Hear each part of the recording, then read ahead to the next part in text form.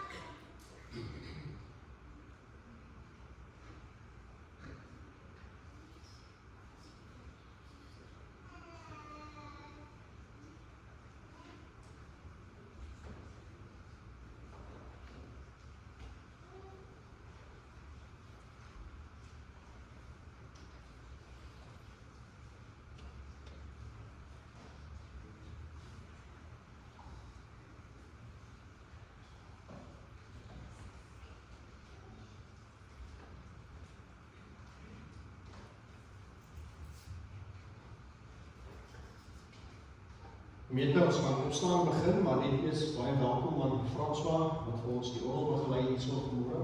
Baie dankie. Ons staan op vir die toetredingslied. Ons gaan saam sing Here Jesus, ons is saam. Eers in die tweede strofe. Ons hoor die voording, ons ontvang die seën van die Here en dan antwoord ons met die loflied Jesus groot vir almal en daarna kan die maar weer gaan sing. Kom ons begin.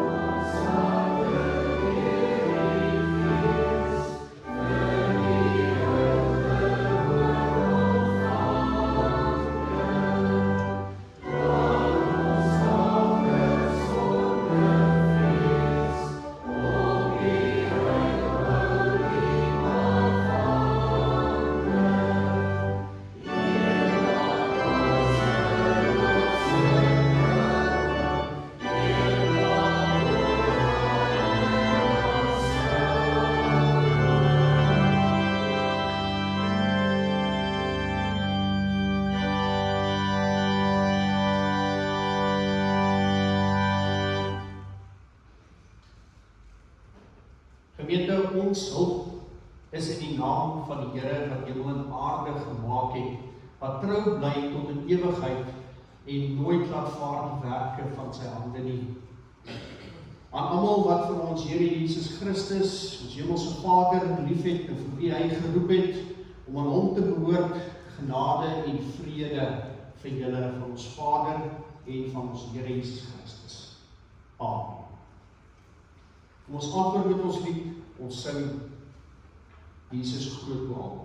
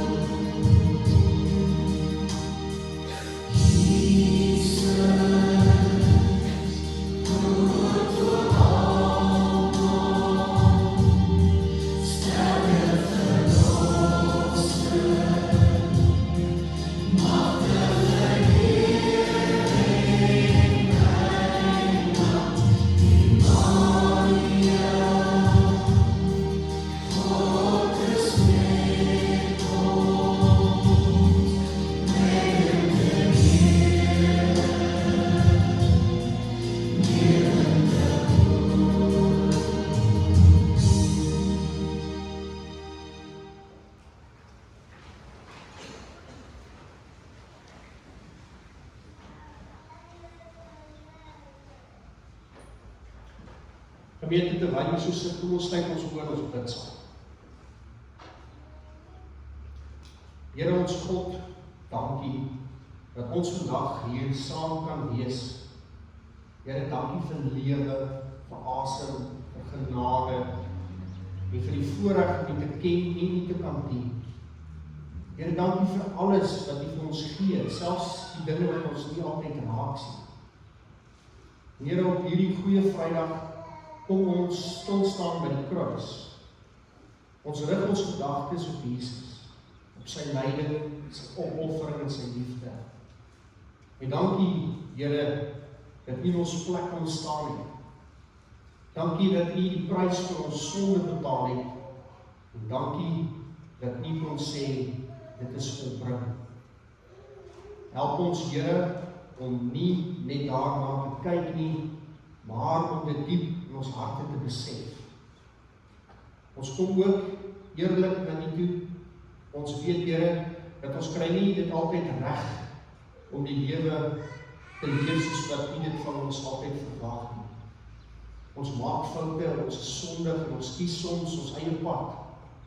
Maar Here, vergewe ons. Wees ons genadig en ons bring ons swakheid en ons sondigheid na U toe. En ons vertrou. Ons vertrou, Here, op die genade wat U deur Jesus aan elkeen van ons gee. En dan, Here, dink ons ook aan ander mense. Ons bid vir mense wat siek is. Daar's mense wat swaar kry, wat deur moeilike tye gaan. Here, wees asseblief naby hulle. Gee troos waar dit pyn is, hoop waar daar moedeloosheid is en lig waar daar donkerte is. En dan, Here, bid ons ook vir die wêreld. Daar's 'n wêreld wat vol onsekerheid is en gebroken is. Here, bring die vrede waar daar onrus is. En Here, dra ook die mense wat U nie ken nie. Gebruik ons, Here, om U bekend te maak aan die mense wat U liefde moet ontdek. Raak hulle harte aan, Here, en gebruik elkeen van ons om die lig wat U Christus vir ons gebring het, uit te straal na hulle toe. En Here, soos ons nou na die woord sal luister, vra ons dat U Heilige Gees met ons sal spreek. En maak ons harte oop. Help ons om die boodskap van die kruis reg te verstaan. Nie net met ons koppe nie, maar ook met ons harte. En laat dit deel word van ons lewe elke dag. Lei ons, Here, en vorm ons deur die woord. Ons bid dit in die naam van Jesus. Amen. Terwyl ons so sit, kom ons sing hierdie gebed aan ook net saam.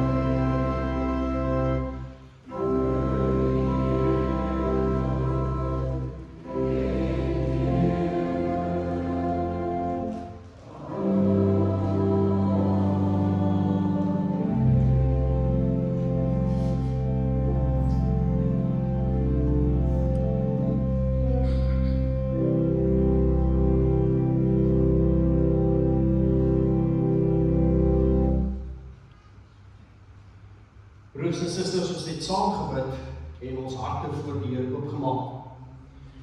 So nou kom ons staan stil by God se wil vir ons lewens. En die Here roep ons tot 'n lewe van liefde, van gehoorsaamheid en waarheid. Soos ons hoor in Micha 6 vers 8 staan daar: Mens, die Here het jou bekend gemaak wat goed is. Hy vra van jou dat jy reg sal laat geskied, dat jy liefde en trou sal bewys, dat jy bedagsaam sal lewe voor jou God. Maar wanneer ons eerlik is, dan weet ons dat ons nie altyd dit reg kry. Ons leef nie altyd volgens die wil van God.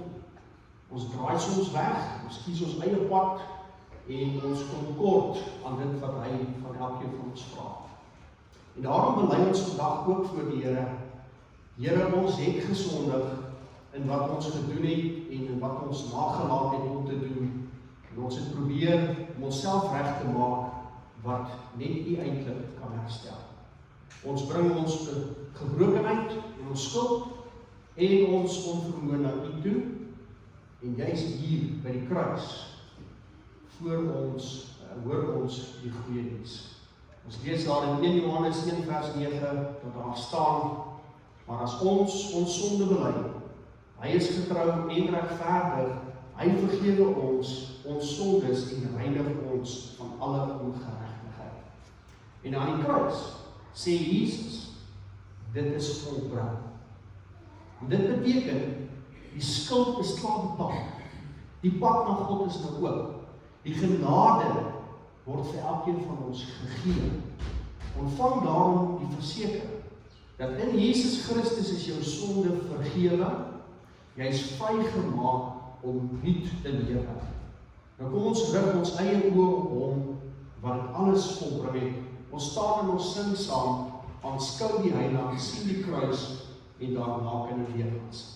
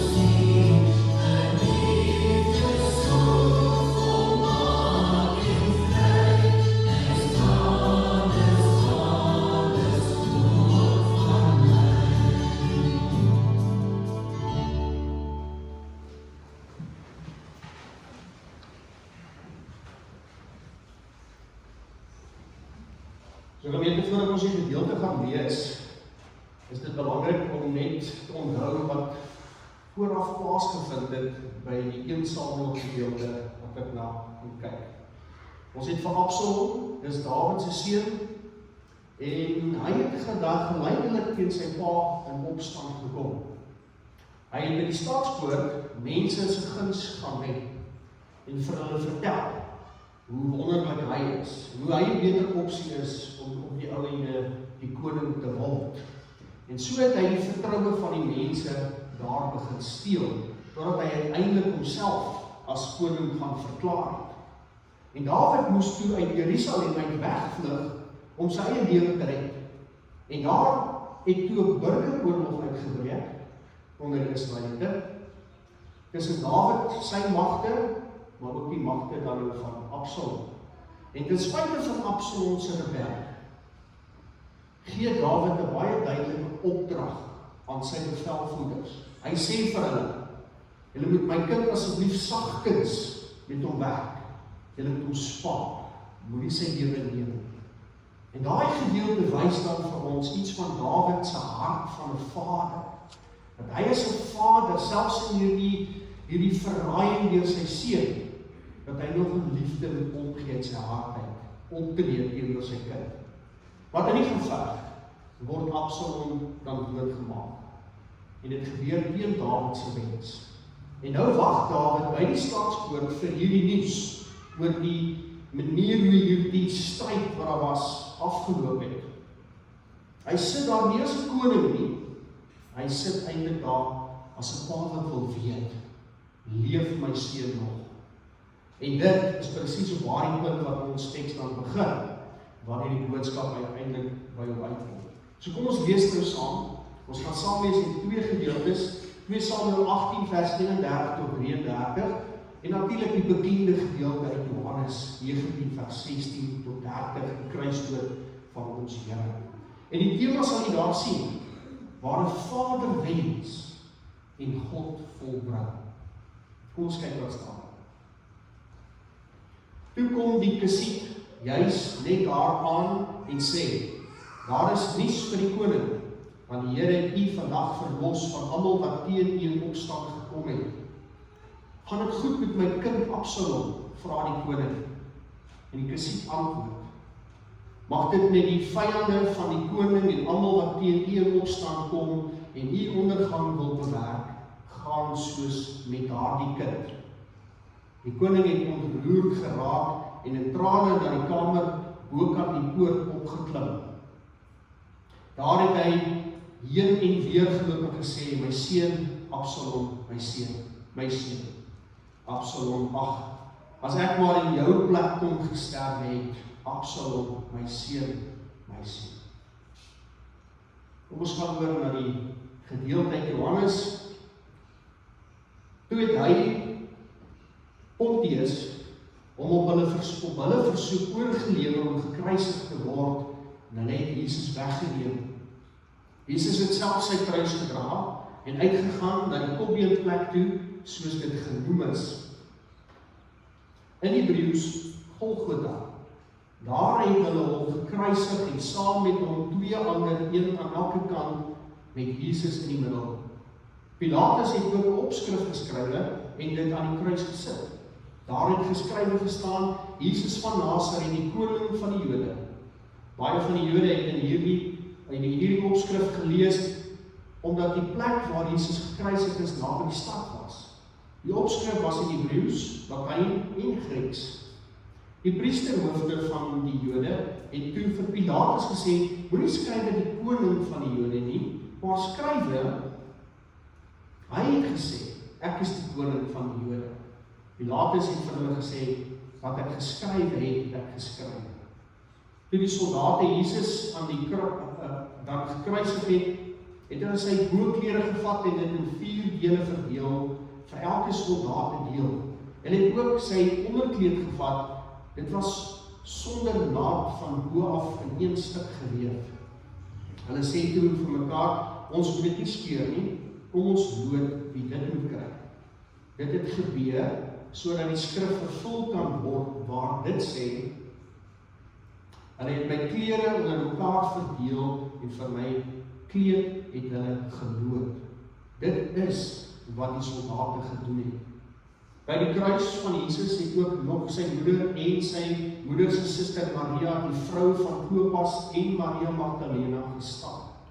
En toe Jesus sy moeder sien en die disipel vir wie hy baie lief was, wat by haar staan, sê hy vir haar, daar is die seun.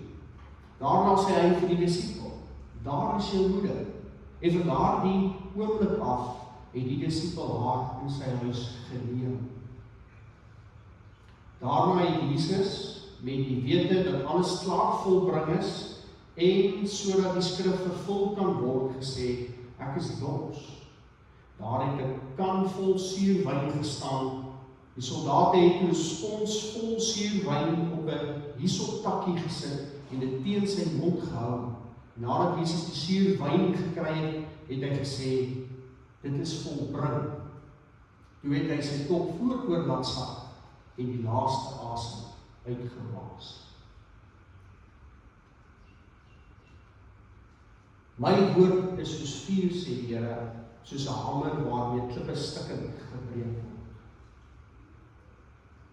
Geliefde broers en susters, hierdie lewe, waarvan ek en jy deel is, word gekenmerk deur verskroeiende leemtes. Is daai afstand tussen wat jy droom, wat jy graag wil sien moet gebeur in jou lewe, jy hoop daarvoor, jy wens daarvoor, en daardie werklike ervaring van die lewe, daar is vas, wat werklik met jou eintlik gebeur in die lewe. En daar is 'n spesifieke soort stilte wat intree wanneer die lewe jou breek. Wanneer jy die wens gehad het, wanneer jy die hoop gehad het en dit het nie so uitgewerk nie, daardie pyn, daardie gebrokenheid waar jy het, veroorsaak jy die stilte. Dit is nie die stilte van vrede en rustigheid natuurlik nie, maar dit is eintlik 'n oorverdowende, byna tasbare stilte van magteloosheid. Jy het net nie beheer. Dis in daai oomblik van magteloosheid waarna ons kyk as ons hierdie gedeelte lees. Dit is 'n pynlike gaping tussen ons opregte begeerte vir herstel, vir mooi dinge, vir pragtige dinge en daardie harde, onversetlike werklikheid van ons omstandighede in ons lewens baie keer. Dink aan die ouer. Die ouer wat snags in die donker lê en smeek vir 'n pad terug vir hulle kind. Daardie afgrond, daardie verdwaalde keuse wat daardie kind geneem het. Dink aan 'n geliefde wat hulpeloos moet toekyk hoe die laaste asem van iemand kosbaar hulle ontgin. Dink aan daardie oomblik wanneer jy selfs gewens het jy kon iets verander, of dat jy wens jy kon terugdraai, of jy wens jy kon dit regmaak, maar jy kon nie. Jy kan dood eenvoudig nie. Dis in daardie oomblikke besef 'n mens met skok dat ons menslike liefde, ons menslike vermoë, al is dit hoe diep en al is dit hoe opreg, dikwels eindig by die grens van ons eie onvermoë. Ons liefde voel baie groot, maar ons vermoë baie klein. Jy wil, maar in jou menslikheid kan jy nie. Is dit dan al wat daar is? Net 'n wens wat die lug tref? Net 'n hart wat breek sonder woorde? So om hierdie menslike pyn in die lig van ons skrif, van die Bybel te verstaan, moet ons hierdie twee tonele waarvan ons nou gelees het, kan ons langs mekaar plaas. Die kamer bo die stadspoort, daar in die dorpie met die naam van Maganaim, of die hemel Golgotha, is die ander toneel waarna ek en jy vandag kan kyk. Broers en susters, hier is 'n paar gedagtes daar wat ek dink belangrik is om in gedagte te hou. So kom ons kyk na die eerste een. Maganaim. En daar het ons te doen met die Vader se magtelose rou. En stel jy voor, hierdie toneel by Mahanaim, waar Dawid, hy vlug so toe weg vir sy seun, sodat hy sy lewe kan red, want as 'n burgeroorlog aan die gang, as die reuk van stof in die dorp, die sweet aan in die lug, die oorlog is wel verby, maar daar is nie 'n gevoel van triomf, nee, van oorwinning, van ons het daarom nou geoorwin. Dawid, en onthou Dawid die man na God se hart, hy sit nie in hierdie oorwinningsgevoel op 'n troon nie. Hy het homself in hierdie oomblik onttrek. Hy onttrek homself na 'n klein vertrekkie bo in die stadspoort. En hier is geen koninklike pragt wat ons sien by Dawid nie. Net 'n gedenke, 'n rou gekerm van 'n gebroke vader. En wanneer die nuus hom bereik dat sy seun Absalom dood is, stort Dawid heeltemal in. Hy val hom aan. En sy roepstem, 'n hartverskeurende herhaling, my seun, skeur deur die mure van die ou stad. Hoor die wanhoop in sy woorde, ag, as ek maar in jou plek kon sterf. En dit is die hart van die menslike toestand, van jou en my toestand. Hoe meer ons probeer, hoe graag ons wil, ons kan nie altyd nie. Ons word vasgevang in hierdie dryfsand partykeer van die lewe. En Dawid het gesmag. Hy het in sy lewe die mag gehad, hy het invloed gehad, hy het alles gehad. En tog is hy heeltemal bankrot wanneer dit kom by die redding van sy eie seun. Hy kan. Sy liefde is groot, maar dis nie so groot soos 'n onvermoë nie. Hy het nie die vermoë om iets anders te daaromtrent te doen. Hy sou sy eie lewe, sien ons hier, wil verruil vir sy seun. Maar die wet van die lewe en die dood laat dit glad nie toe. Hy kan. En hier sien ons sien hier iets ook van die skuld en die gebrokenheid. Dawid weet diep binne hom dat sy eie verlede waar hy vandaan kom met sy seun Absalom, sy eie sonde wat hy man gehad het 'n baie groot rol gespeel in hierdie tragedie wat hy in daardie oomblik beleef, in die dood van sy seun. En die woorde van die profeet Nathan, as jy teruggaan en jy lees, het Nathan na hom toe gekom, toe hy vir Batsheba verlei het, of daarmee foute gemaak het. Het hy Nathan vir hom gesê, hier in jou toekoms lê moeilikheid, het oneer gebring aan die Here. Daardie woorde in hierdie oomblik hang daar in sy lewe, nou dat hy sy seun dood sien. En miskien maak dit die pyn net soveel dieper. Nie net die verlies, maar ook die spyt. Die spyt wat oorvloei, maar as hy maar net ander dinge gedoen het in sy verlede, dan was dit nie nou so gewees. Hy bly agter met sy trane, sy onvervulde wens en die koue werklikheid van verlies wat nooit weer ongedaan gemaak kan word. Is ons almal nie op pad na dieselfde plek nie? Na 'n plek waar ons wense net 'n ekko teen die muur is.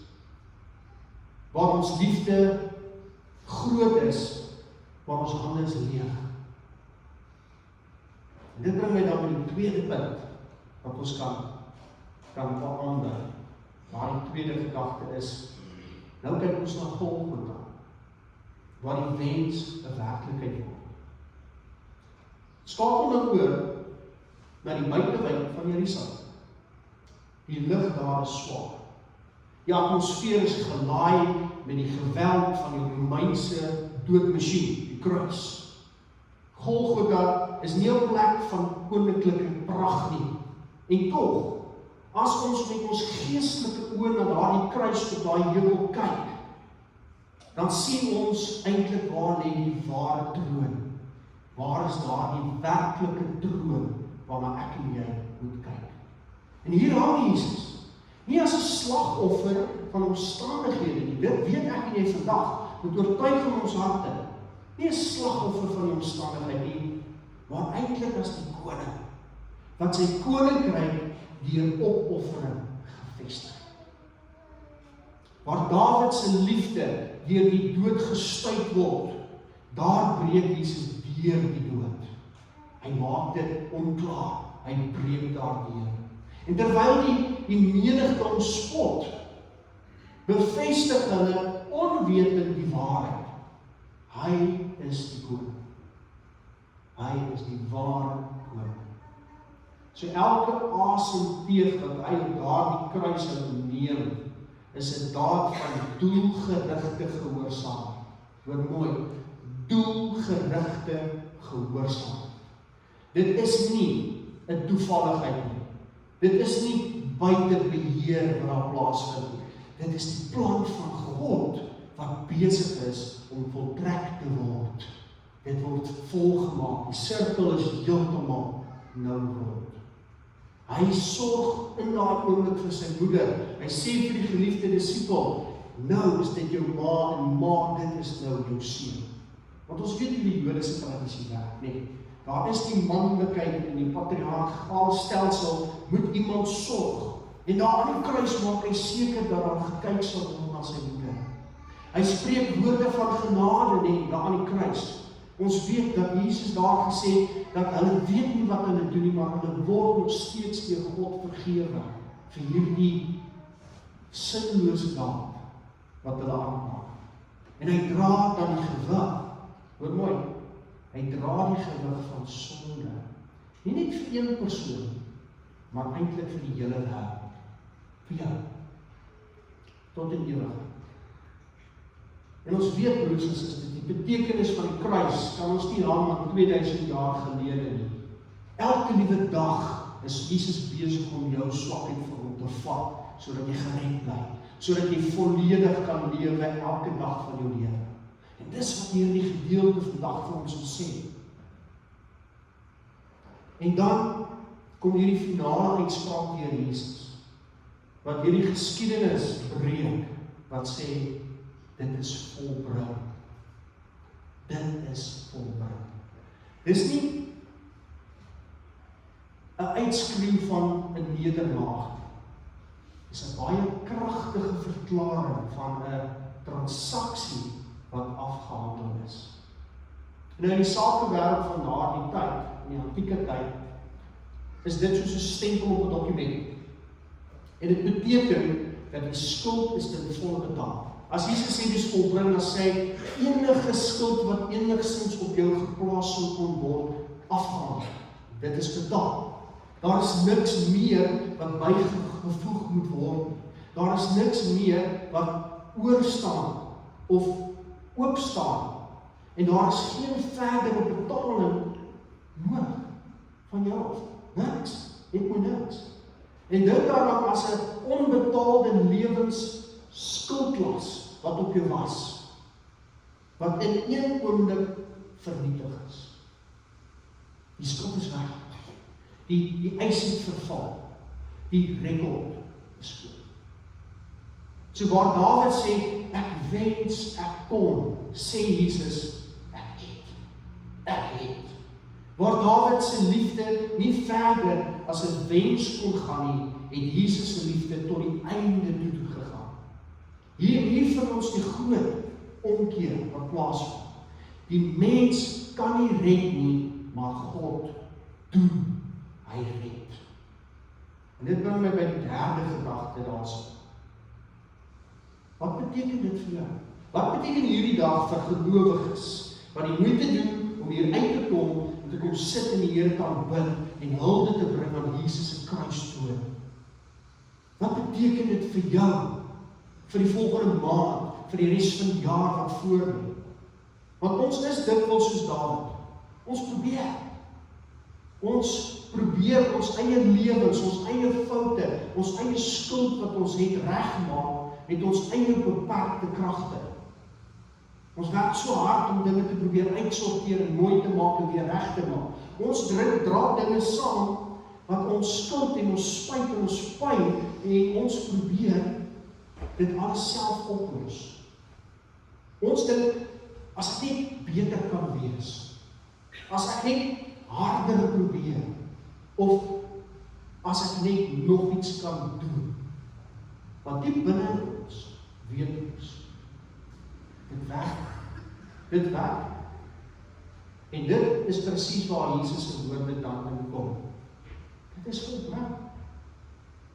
Hy roep ons weg van hierdie vrugtelose selfreddingspogings wat ons probeer doen elke dag. Hy nooi ons uit om ons lewe te anker in wat hy reeds gedoen het. Die skuld is betaal.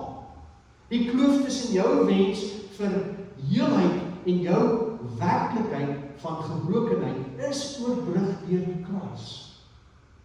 En die vraag is dan, hoe leef jy nou? Nie deur aanhoudend te probeer om jouself te red nie, maar deur te leef in die waarheid dat jy reeds gered is. Nie deur skuld te dra nie, maar deur vry te wees. Nie deur terug te kyk met vrees nie, maar vorentoe te leef met hoop. En jy weet dit, broers en susters. Hoe baie keer hang jou lewe af van ek kan nie my volheid gee nie, want ek het hierdie dinge maak. Ek het hierdie rede vir waarom ek nie alles kan gee nie. Of ek verdien dit eintlik nie, so daarom gaan ek nie so baie verwag nie, of nie so baie vra of hulp probeer inroep nie. So baie keer probeer ons eie gevegte in die lewe veg. Maar wat ek en jy altyd moet hoor, elke dag moet hoor, ons is Dawid. Dawid waar ons sit daar in die kamertjie voor die stadspoort, en jy moet maar besef dat jou wens en jou drome en jou eie wil om goed beter en anders te gemaak het, kan nie. En dit sal. Maar wat jy verby te dra, wat vir jou hoop gee, wat vir jou moed gee, wat vir jou die krag gee om die verlede te los en te sê, dis oor, dit is verby. Ek het hierdie dag, en ek het môre, en ek het dit saam met God. Dis daardie ontdekking van die verlosheid, dit is volbring in jou lewe as wat jy vry maak. Waar jy kan sê, wat gedaan is gedaan, maar wat ek nou het is die teenwoordigheid van God, en is net God se liefde vir jou wat moet saak maak. Dis lekker as jou vrou vir jou lief is, en jou kinders na jou opkyk. Dis lekker as jy goeie vriende het wat saam met jou pad stap, maar die eintlike ding vir jou siel, en vir die waarde wie jy is tot eer van God, is die liefde van God alleen. En dis Jesus Christus aan die kruis. So ja, jy maak foute. Ja, jy maak droog. Ja, jy wens dinge kon anders te gewees het. Maar dit is anders. Dis klaar anders. Dis al vir jare anders, vir die een wat glo in die opoffering van Jesus aan die kruis. Ja, ander mense hou dit dalk teen jou. Ja, hulle kyk dalk anders dan na jou as wat hulle voorheen gedoen het, maar dit maak nie saak nie, want dit is volbring in die liefde van Jesus Christus. Jy kan elke dag nuut opstaan en voluit lewe, ongeag wat gister was en hoe gister gelyk het. Want Jesus draai jou swakheid by hom, sodat ek en jy voluit in die liefde van God kan lewe. Dis genade. Dis wat genade is. Jy het nie verdien nie. En jy glo nog steeds, jy kan dit nie verdien nie. Maar Jesus sê, dis oké. Want my genade is vir jou genoeg. Gaan lewe nuut vandag. Probeer weer vandag. Klim weer op die paard, al is jy afgegooi, en doen dit sonder ophou, want dit is volbring. Die liefde van God vir jou is oneindig, ongeag die skuld wat jy kies om met jou saam te neem elke dag. So wanneer jy môre opstaan, en hierdie ou gedagtes weer kom, die skuld, die angs, die vraag wat ons het, herinner jouself, regtig waar, pas dit toe, herinner jouself, dit is volbring. Dit is nie halfpad gedoen nie, dit is nie amper gedoen nie, dit is heeltemal gedoen, dit is weggeval, totaal en al. Jou toekoms is nie meer gebou op jou prestasie nie, jou toekoms is nie gebou op die mislukkinge van jou lewe nie, maar op die vaste, onskikbare werk van Jesus Christus. En hiermee sluit dit af. Broers en susters, gaan asseblief huis toe met hierdie visie. Jy hoef nie meer te wend en te wee in 'n kamer bo 'n poort nie. Jy hoef nie vas te sit in 'n plek van wens en magteloosheid. Die koning het die prys betaal. Die dood is oorwin. Die werk is voltooi. Jy is vry om te lewe uit genade. Die hoop lê nie in wat jy kan doen nie. Die hoop lê in wat hy reeds vir jou in jou lewe gedoen het. En daarom kan ek en jy vandag, selfs in die skadu van die kruis, met sekerheid sê, dis volbring. Amen. Kom ons sluit ons oor met ons lees. Ons almagtige Hemelse Vader, Here, ons is stil in die teenwoordigheid. Hierdie goeie Vrydag, Here, is 'n dag van diep bepeinsing. Here, in hierdie oomblik dink ons na die groot waarde wat die kruisdood vir ons het, vir ons lewe elke dag. Here, ons vergeet dat ons vry is. Ons oorlaai onsself met allerlei negatiewe denke, met selfgesprek in ons koppe wat afbreek en seermaak, terwyl dit glad nie nodig is. Jesus het ons losgemaak, maar ons is so geneig om onsself te veroordeel en ons sekere dinge van die lewe te ontbied, omdat ons dit glo ons is dit nie werd nie. Maar jy sê vanmôre baie duidelik dat jy anders is as daardie koning Dawid wat treur en wens dinge kon anders gewees het. Dat die Here vir ons kom wys het alles is volbring. Maar jy sê ook nie dat dit maklik is nie, maar jy sê dat ons moet anders dink. Ons moet anders besef dat wie ons eintlik as kinders van God is. Al maak ons foute, al leef ons nie elke dag 100% nie, is daar die deur waar wij oop om terug te keer na die genade en die liefde Here. Wat nie klaar gesê ons nie kan verdien nie, maar wat ons ontvang, weens die groot liefde wat U vir elkeen van ons het. Here Jesus, dankie dat U vir ons wys, dat U kruisdood alles heel gemaak het. Dat selfs die gebrokenheid wat ons nou nog op onsself laai, dat dit herstel word wanneer ons die knie buig en in gebed ons swakhede voor die Here lê. Here, U vat dit weg. Here, want U is die koning, nie in die troonkamer, daar waar almal dit kan sien nie, maar aan die kruis, of daar die kruis die troon, wat vir ons wys dat U is groot, U is magtig en U maak nuut. U verander wat sleg is, dat weer iets moois, heel gesond kan wees, omdat ons aan U vas. Here, help ons dat ons hierdie praktiese dinge in ons lewens gebruik. Want ons maak droog, ons sê dinge wat verkeerd is, ons doen dinge wat seer maak, en ons dink dinge wat totaal en al afbreek maak, van daardie liefdevolle voorbeeld wat Jesus vir ons kom stel het.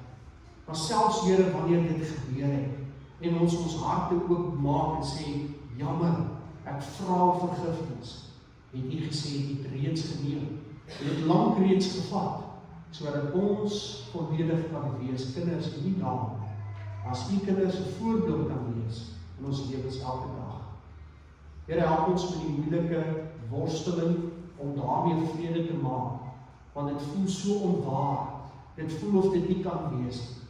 Maar dankie Here, dat die Gees ons begelei, en dat U in die geleenthede soos hierdie vir ons herinner, en daardie verlossing totaal en al is, uitgesorteer is, vir die wat hulle kindskap in U erken, en hulle lewens daar volgens aanpak. Wees met ons oor die res van hierdie naweek. Here, wanneer ons by Sondag kom, deel 2 van hierdie verhaal, dat ons hier sal kom sit met oop harte, verligte harte, dat U liefde erken. En mag dit dan ook straal deur ons houding en ons lus om die menswees so te leef, as kinders van U grootheid, dat ons U eer bring, as ons hierdie wêreld elke dag betree. En U weet, ons ervaar dit nie altyd as maklik en eenvoudig nie, maar daarom is die Gees met ons, om ons daarin aan te moedig, te sterk, en ons aan te juig, om in liefde uit te leef elke dag. Wees met ons, Here, in hierdie naweek. Dankie Jesus vir U opoffering in die kruis. Ons bid dit in Jesus se naam. Amen. Kom ons antwoord met ons slotsang, want so lief het God die wêreld gehad. En ons sal dit 2 keer saam lees.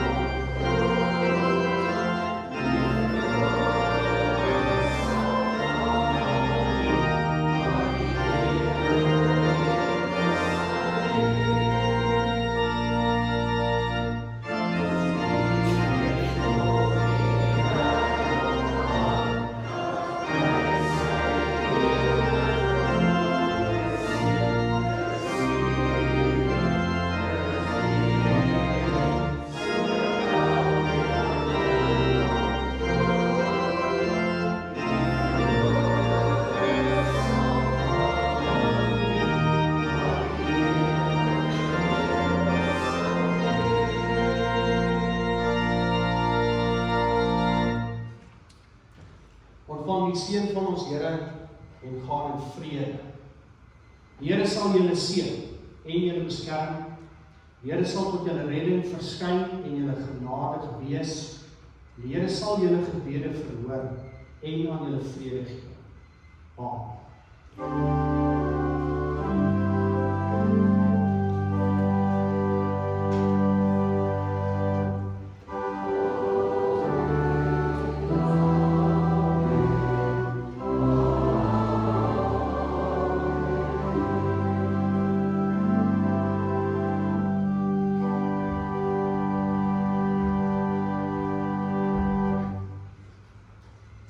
Geseënde dag hê, is genooi vir die koffie en die tee en eetgoedjies.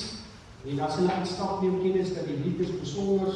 Dit is 'n lied wat getuig van Jesus wat nog in die bande vasgevang is en dit beweeg aan ons gedagtes oor na Sondag. Mooi dag vir julle.